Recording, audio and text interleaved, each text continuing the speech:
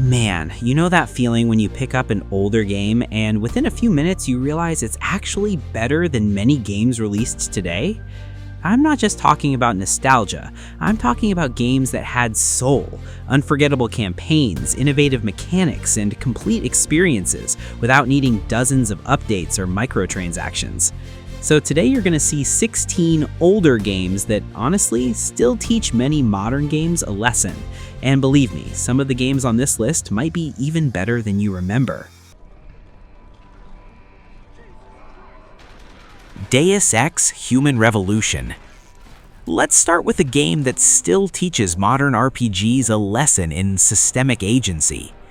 Deus Ex: Human Revolution is a 10 out of 10 because it doesn't just give you a choice, it gives you a technical sandbox. Unlike modern games where choice is often just a dialogue branch, here the level design itself is a puzzle. The engine uses a multi-path logic where every room has 4 or 5 entry points. Whether you're hacking a terminal, using social augmentations to analyze an NPC's micro-expressions, or stacking boxes to find a hidden vent, the game's physics and AI are built to reward your specific logic. The iconic gold and black aesthetic was achieved through a custom post-processing pipeline that still looks incredibly sharp. It creates a high-contrast, moody atmosphere that modern realistic games often lose in the clutter. It's better than today's games because it has intentionality. Every augmentation you install, from the Icarus landing to cloaking, fundamentally changes how the engine allows you to navigate the world. It's a tight, focused, and deeply intelligent experience that proves you don't need a massive map if your technical depth is this strong.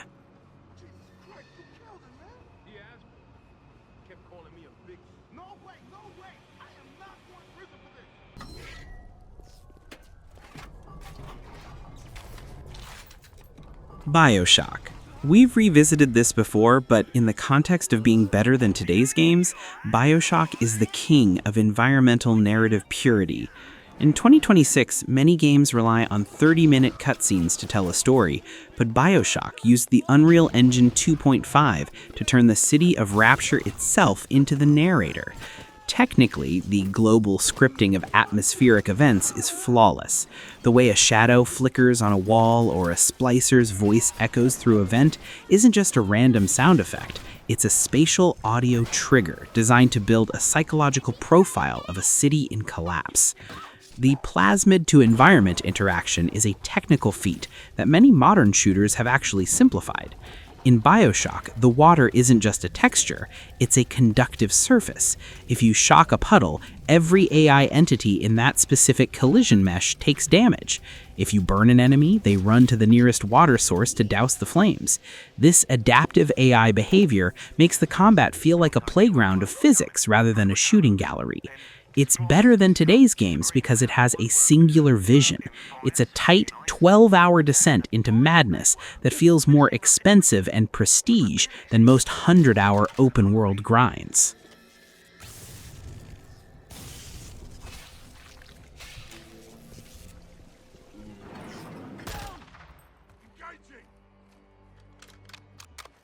Are we clear? Call of Duty Modern Warfare 2. I'm gonna be real with you. The 2009 Modern Warfare 2 is technically and pacing-wise superior to almost every military shooter released in the last 5 years. Why? Because of set-piece engineering.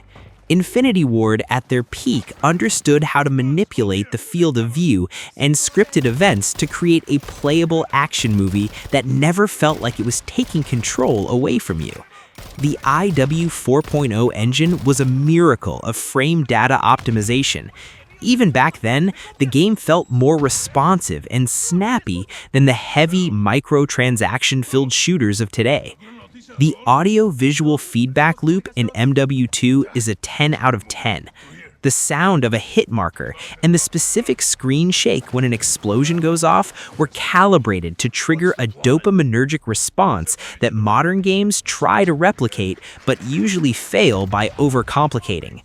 And let's talk about the map design. The multiplayer maps weren't just 3 lanes, they were vertical playgrounds with distinct power positions and flow. There were no seasons or battle passes, just a complete legendary campaign and a multiplayer suite that worked perfectly on day one. It's a mandatory revisit because it reminds us of a time when Call of Duty was a cultural event, not a storefront. Copy. On me.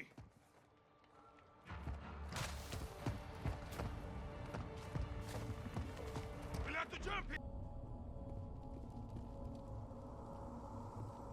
Mass Effect. To finish this first block, we have the game that defined the space opera. Mass Effect, especially the first one, is better than today's RPGs because it understood world state persistence. Technically, BioWare built a save data migration architecture that was unheard of. The choices you make in the first game, who lives, who dies, who you romance, ripple through a trilogy of games. Modern RPGs often struggle to keep that level of logic gate consistency across even a single title. The conversation wheel and cinematic camera tech was a 10 out of 10 revolution. It turned a static RPG dialogue into a cinematic experience by using dynamic camera anchors that tracked the character's eyes and expressions in real time.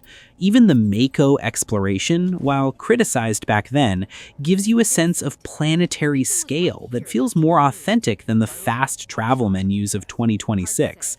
It's worth your time because it's a game with a soul of discovery. It makes the galaxy feel massive, mysterious, and dangerous. Replaying the Legendary Edition with 4K textures and 60 FPS shows that when the writing and the technical foundation are this strong, a game truly never ages. Looks like they hit the camp hard. It's a good place for Batman Arkham Knight. It is absolutely insane to think this game came out in 2015. When you play Batman Arkham Knight in 2026, it puts almost every current-gen superhero game to shame. Technically, the Unreal Engine 3 was customized so heavily by Rocksteady that it birthed a masterpiece of optimization. The big flex here is the no-load Gotham. You can dive from the top of Wayne Tower, glide across 3 massive islands, and hop into the Batmobile without a single loading screen. The streaming asset logic they developed was years ahead of the SSD era. And let's talk about the material fidelity. The way rain interacts with Batman's suit, using a dynamic wetness shader that tracks individual droplets and allows them to pool in the folds of his cape, is a 10 out of 10 technical detail. Most modern games just apply a shiny filter when it rains. Arkham Knight simulates the texture of the fabric. The free-flow combat was also perfected here, with multi-takedowns and environmental interactions that require a level of animation latency optimization that makes the combat feel like a rhythm game rather than a button masher. It's better than today's games because it's a finished product, with a level of visual polish and atmospheric grit that feels more next-gen than games coming out today.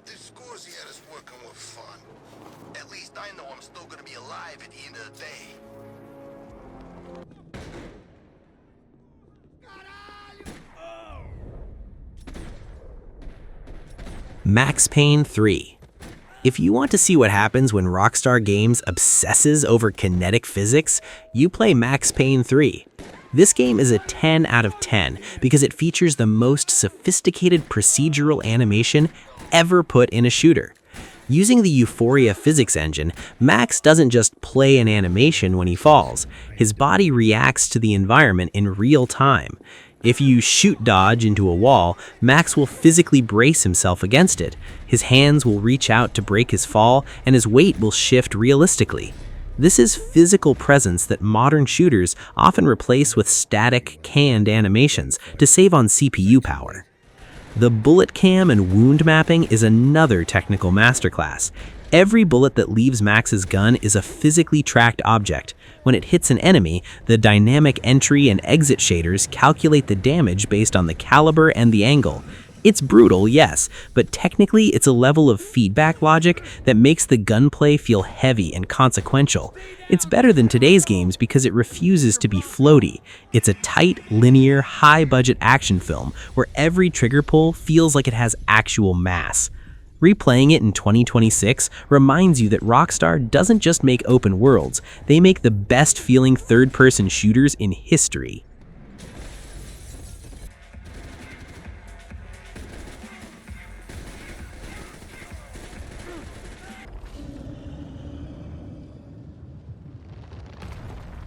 Shadow of the Colossus. This game is a 10 out of 10 soul check for the industry.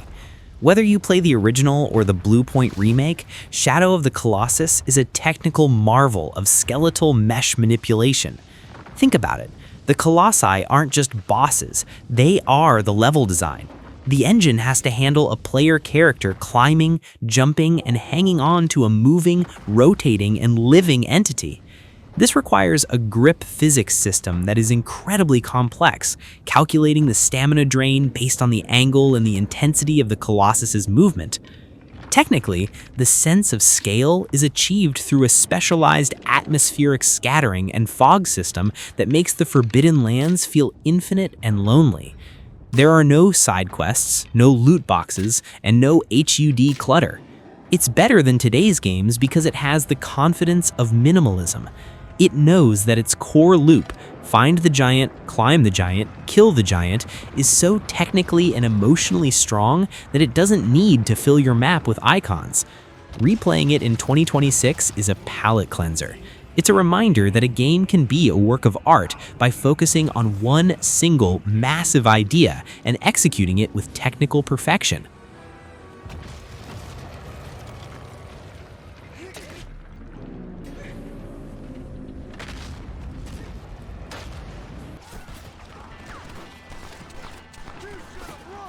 Red Dead Redemption. People always talk about the sequel, but the original Red Dead Redemption has a vibe and a pace that is technically superior in its own way. While the sequel is a simulation, the first game is a Western opera. Technically, the Rage engine, Rockstar Advanced Game Engine, back then was revolutionary for its procedural horse AI. The horses weren't just vehicles with legs, they had their own navigation mesh that allowed them to react to the terrain, stumbling over rocks or shying away from predators. The sunset and silhouette lighting in the 1.0 version of the engine used a specific color grading pipeline that made the West look like a Sergio Leone film. And let's talk about the Euphoria ragdoll again. The way an enemy reacts when shot in the leg, grabbing their wound and trying to hobble away, is actually more reactive in the first game than in many modern titles. It's better than today's games because it's a tight 20-hour story with a legendary ending and a world that feels dangerous and wild without being overwhelming. It's a 10 out of 10 mandatory replay because it reminds us of a time when Rockstar was perfecting the atmospheric sandbox before the era of online bloat. What on earth are you talking about, Nastas? Too much hunting, sir. You're who's a son? Far Cry 3. In 2026, we see so many open-world games that feel like a chore, but Far Cry 3 is the game that actually perfected the predatory gameplay loop. This is a 10 out of 10 because it used the Dunya Engine 2 to create a systemic jungle. Technically, the standout feature here is the fire spread and vegetation physics. If you throw a Molotov, the fire isn't just a static animation, it's a procedural entity that spreads based on wind direction and the flammability variables of the grass and trees. Modern games often tone this down to save on performance, but in Far Cry 3, it was a core tactical tool. The Outpost AI logic is also a masterclass in player agency. The game handles stealth to action transitions using a detection meter system that was so well calibrated it became the industry standard. Replaying it today, you realize how tight the progression felt. Every animal you hunted and every plant you picked fed into a crafting UI that felt physical and rewarding. It's better than today's games because it has a legendary antagonist in Vaz and a technical focus on emergent chaos, where a tiger can suddenly jump into a gunfight and change everything. It's raw, it's vibrant, and it still has more soul than the last 3 entries in the series combined.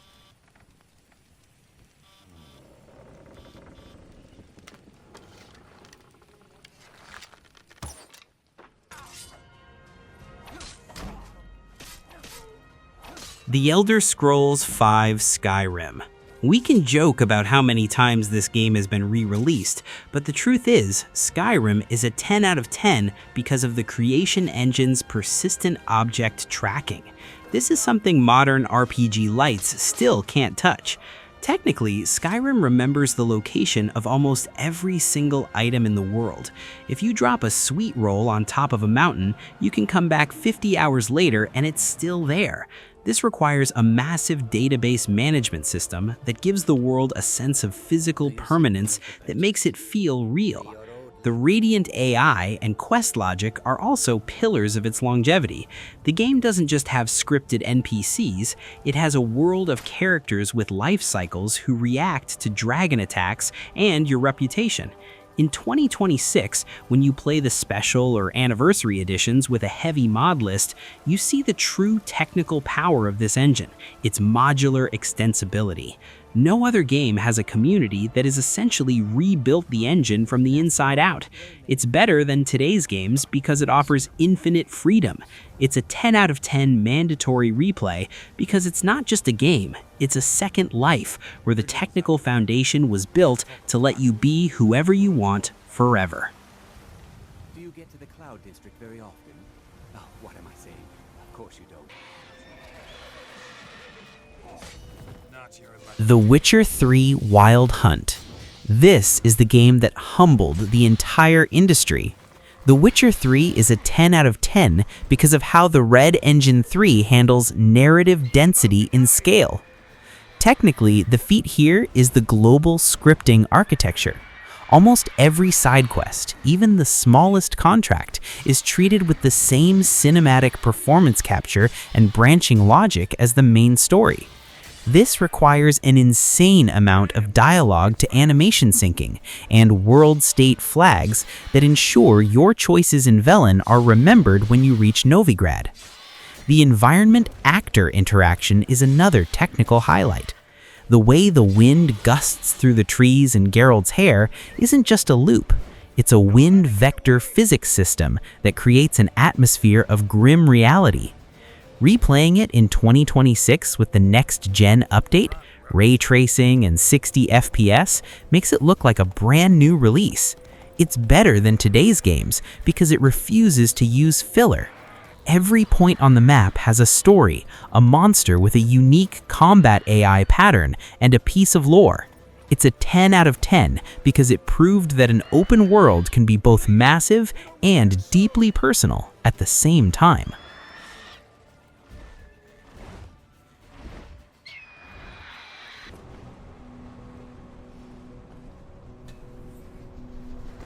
Mirror's Edge.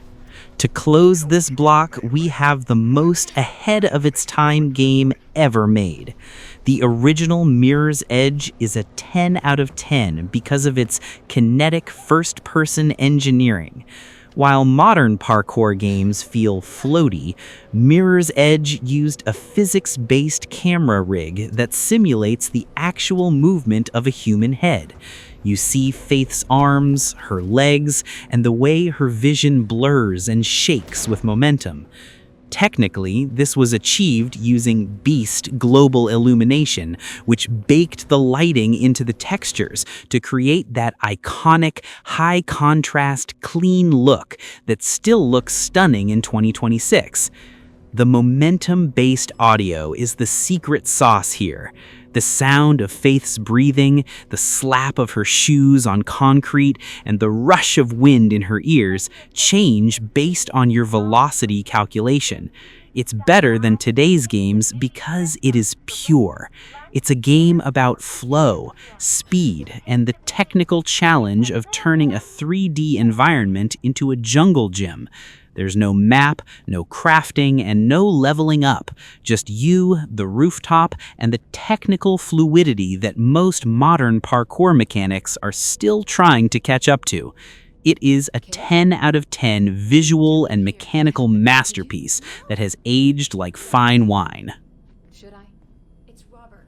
Robert Pope, friend of Dad's? Shit, that Pope. Keep all your enemy senses in mind. When you're near an enemy, stay... Metal Gear Solid 5: The Phantom Pain. If you want to talk about technical polish and systemic perfection, we have to bow down to Hideo Kojima's Fox engine. Even in 2026, Metal Gear Solid 5 is a 10 out of 10 masterclass that makes modern stealth games feel like they're stuck in the past. Technically, this game features the most responsive character control logic ever programmed. The way Snake transitions from a sprint to a prone crawl or slides down a hill into a CQC takedown is handled with sub-millisecond input processing. There is zero animation lag, which is a technical feat that many modern realistic games sacrifice for the sake of heavy, clunky movement. The adaptive AI ecosystem is the real teacher here. The engine tracks your playstyle in real time. If you always attack at night, the guards start wearing night vision goggles. If you always go for headshots, they start wearing helmets. This isn't just a difficulty slider, it's a dynamic logic loop that forces you to constantly evolve. The open-air sound design, where you can hear the hum of a generator or the distant conversation of guards based on acoustic ray tracing, is still top tier. It's better than today's games because it's a gameplay-first experience. It gives you a massive toolbox of gadgets and a flawlessly optimized engine, and it says, "Go be a legend." It's pure, unadulterated tactical freedom. That's marking. Focus on the thread and it'll be marked automatically.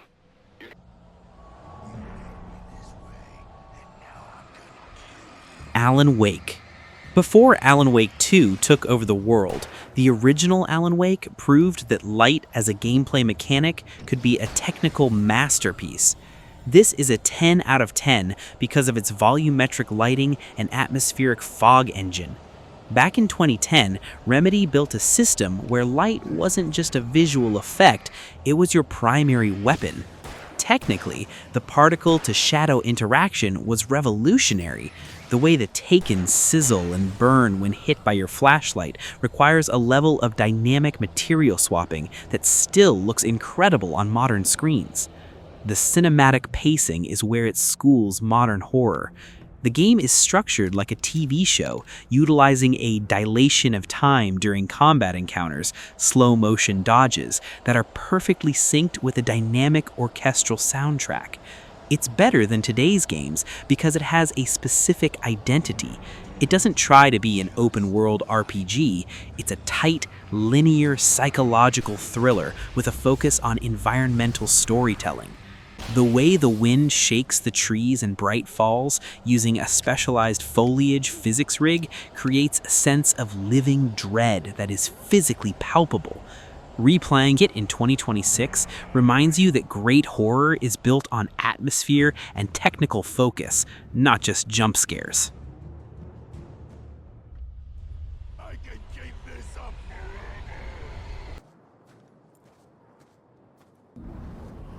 Middle-earth: Shadow of Mordor. We've mentioned its sequel, but the original Shadow of Mordor is a 10 out of 10 that still teaches the industry a lesson in procedural innovation. When this game launched, the Nemesis system was a technical nuclear bomb. It was the first time an engine didn't just spawn enemies, but created persistent personalities with memory. Technically, the game manages a cross-session database, where an Uruk who kills you is promoted, gains a new title, and develops a specific scar based on the damage type you used against him. Modern games are filled with generated content, but Shadow of Mordor used its tech to create generated emotion. You actually hate these orcs because the technical logic allows them to mock your previous failures. The combat, built on the Arkham free flow foundation, was tuned for a much higher animation cancellation speed, making the 1v50 battles feel like a lethal dance. It's better than today's games because it introduced a revolutionary mechanic that actually changed the gameplay, rather than just adding more icons to a map. It's a mandatory revisit because it reminds us that innovation is the most powerful tool a developer has.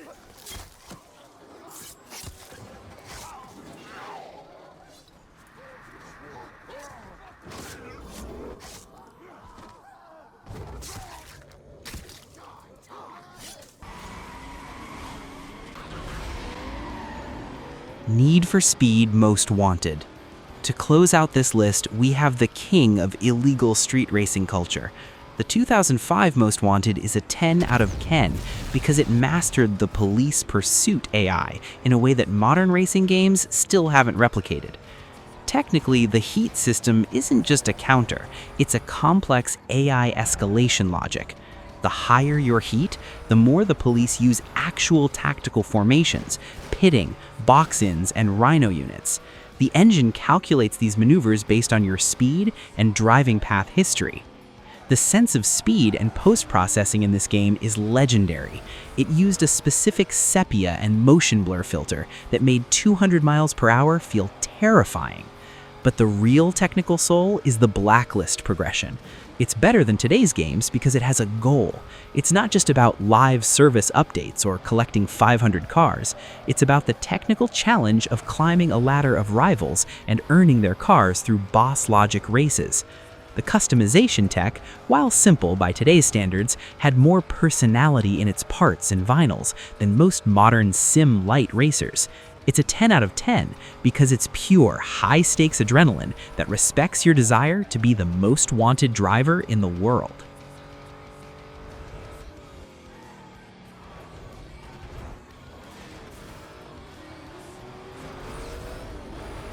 And that's our definitive list. 16 older games that still have the technical soul, innovative spirit, and complete out-of-the-box experience that many modern titles seem to have lost. They remind us that even as technology continues to advance, the art of game design is timeless. Now, I want to know from you, which of these legends are you reinstalling tonight? Did I miss that one game which, in your opinion, is better than anything released in 2026? Let's talk about it in the comments.